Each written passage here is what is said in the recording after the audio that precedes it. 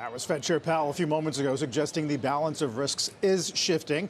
Inflation still tilted higher, he says, but signs of softening in the labor market. Joining us this morning at Post 9, Anastasia Amoroso, Partners Group Chief Investment Strategist for Private Wealth. It's great to have you back. Good to see you. Busy morning. So yes. Clearly the market was too nervous going in, right? Yes, definitely. But we got a very strong nod to September, and that is obviously a huge relief. Look, I'm not entirely surprised because it seemed like in recent communication, some of the Fed was emphasizing labor market weakness.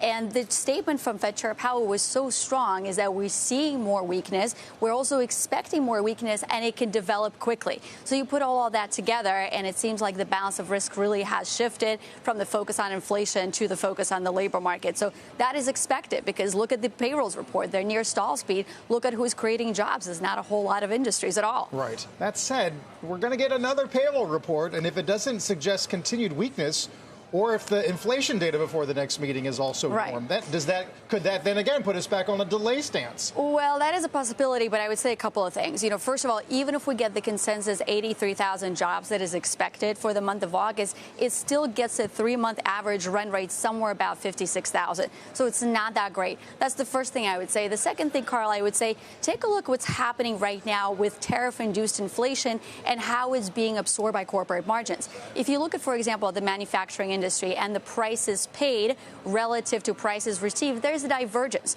So more manufacturers are reporting prices paid are rising, but they're not necessarily passing all that through to the consumers. So what are they doing? They might be cutting costs elsewhere. They might be pulling back unemployment, even if they're not necessarily outright laying workers off. So I think given that development, I do think that regardless of what we're going to see in that next payrolls report, the signs point to labor market weakness. So you're in on a September cut, almost completely.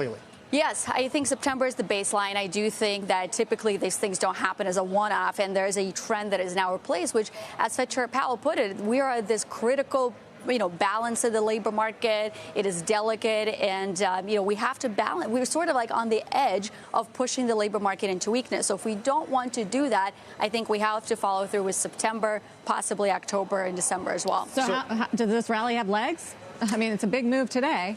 It is a big move today. I do think it has legs, and I see broadly positive implications. But let's talk about the cost of capital, for example. That is a fundamentally good reason why some of the stocks are rallying today.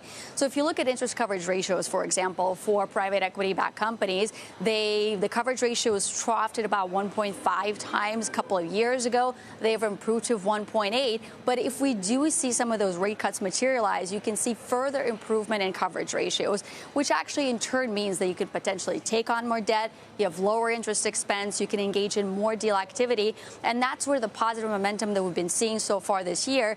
And Sarah, if that continues with the rate cut, I think that's what lifts not only public markets but also private market activity as well. Indeed, yeah. Best day for small caps, I think, going back to April. Obviously, a dramatic boost for banks, regional banks, money center banks, home builders, and all the rest. Anastasia, we'll see where the rest of the day gets us. Good to see you.